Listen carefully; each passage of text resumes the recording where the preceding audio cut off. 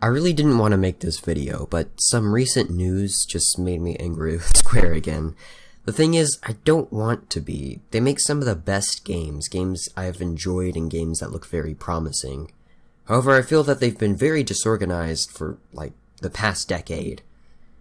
I shouldn't be talking. I assume you're familiar with some of Square's development hiccups on their recent projects.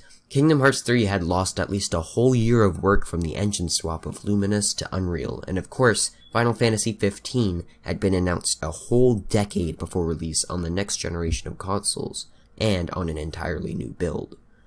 Now we are hearing rumors that Final Fantasy VII Remake had about half the work that we had originally thought, due to CyberConnect 2's shabby work having to be remade. Now this doesn't make me upset. There's no way to accurately predict how development will go. It's a tricky thing to do sometimes. And sometimes it's not so rare. In fact, Final Fantasy XI, released in 2002 for the PS2, 16 years ago, yes, was the last main Final Fantasy title without any noticeable development problems. Yeah, the company's name was Squaresoft before their last trouble-free title was developed. What gets me mad is how unprofessional Square is in their PR. They'll announce a game at a very early, often unstable stage in development and expect everything to go okay, when it often doesn't. Let's take a look, shall we? Oh, and I'm not a huge Final Fantasy fan, so if I get anything wrong here, my bad. The first Final Fantasy game notable for internal problems was Final Fantasy XII. It was developed for a total of over 5 years, from January 2001 to March 2006, which is more than the development of the final builds of the next 3 main installments. The game was pushed back 2 years from the planned release, and 13 was in turn pushed to become a next-gen game. Not much is really known about its development, or why it took so long. It could have been Square's restructuring or new business model, as the team was sometimes forced to implement changes to maximize on potential revenue and advertising, such as the main character switch from Balthier to Vaughn.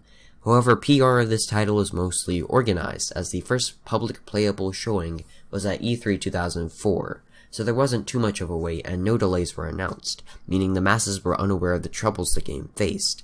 Overall, 12 is a good example of how to handle games with troubled development. Unfortunately, it is the only good example.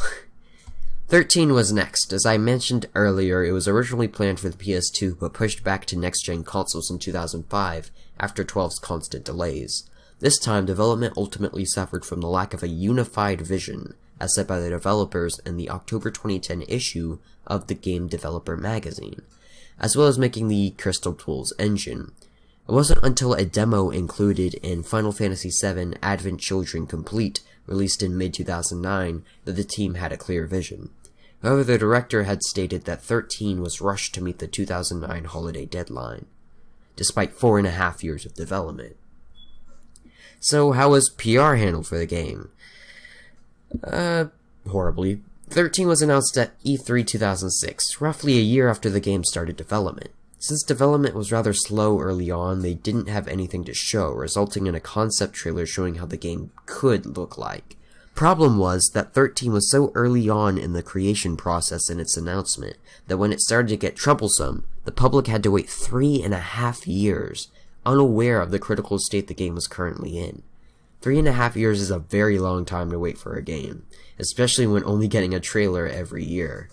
I mean, real in-game gameplay wasn't shown until E3 2009, 3 years after the announcement and 6 months before it was released.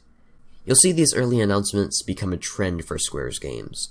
On top of that, Square decided to build a brand new engine, dubbed the White Engine and later Crystal Tools, and made it a universal engine for all their games across all 7th-gen consoles, including PC. However, games would be so drastically different from one another that ultimately the engine, being developed at the same time as 13, was torn between the requirements of 13 and other projects by Square, and that's kinda why it took so long. Up next was 14 Online, the second MMO in the series.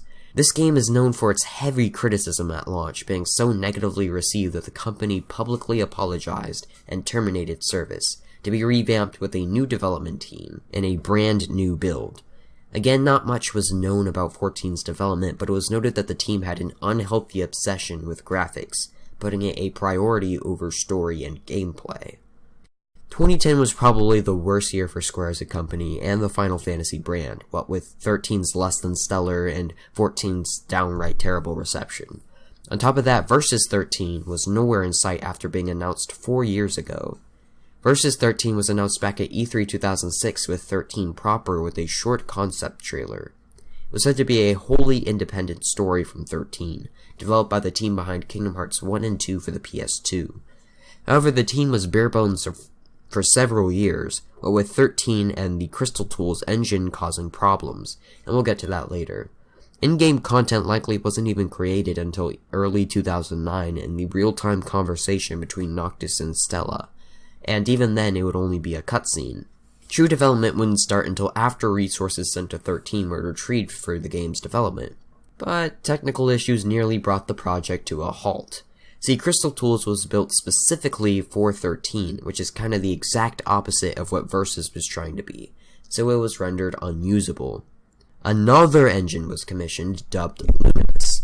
Development of Versus was still incredibly slow for the next 2.5 years, until they decided to scrap all work and rebrand it as Final Fantasy 15 for 8th generation of consoles.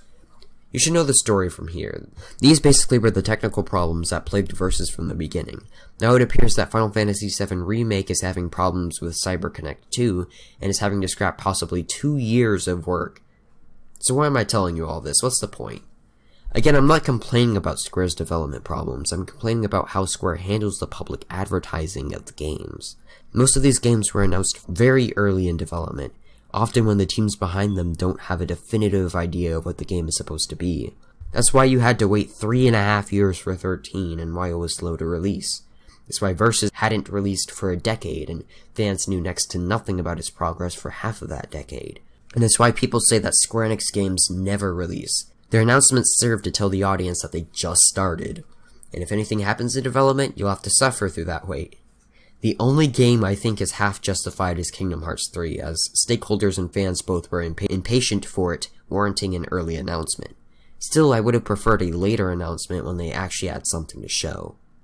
You guys remember the Avenger project that they were working on? Square announced it almost a year and a half ago, and we've gotten absolutely no in-game footage of it. I'm thinking the earliest we will see any of it is late this year.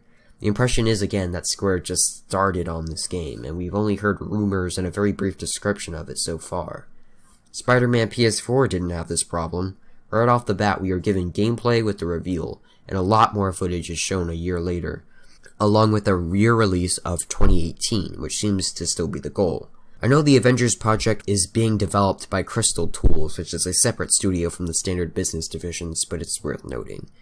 I guess the whole CyberConnect 2 ordeal is the reason why we've seen nothing of Final Fantasy VII Remake for so long. And this absence of info is good, because when they actually do show something, they'll be ready for it, and we'll have real gameplay.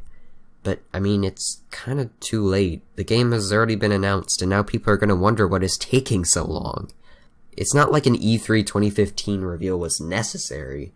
If they really wanted to show something there, they could have just shown more of Final Fantasy 15. People were hyped enough for that as it is. They should have waited at least another 2 years instead of leaving fans in the dark all this time. If Square keeps this up, their publicity will drop significantly, and they'll have the stigma attached to them forever. Of course, I won't stop buying their games, I'm too weak for that, but my hype levels for their games are decreasing dramatically. After a while, you start to question how long a wait for a game is worth. How much energy and excitement can you really exhibit when we are left dry? And just how long is too long?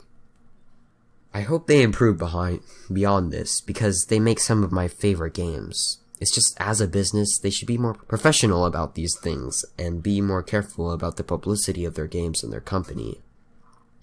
But thank you for listening to my rambling. Today's video was very negative, but I should be able to get back on track with my uploads from now on. If you enjoy these videos, drop a like below, comment to share your thoughts, and consider subscribing to the channel. You can also follow my newly opened Twitter account for regular updates and memeing, and Google Plus if you actually have that.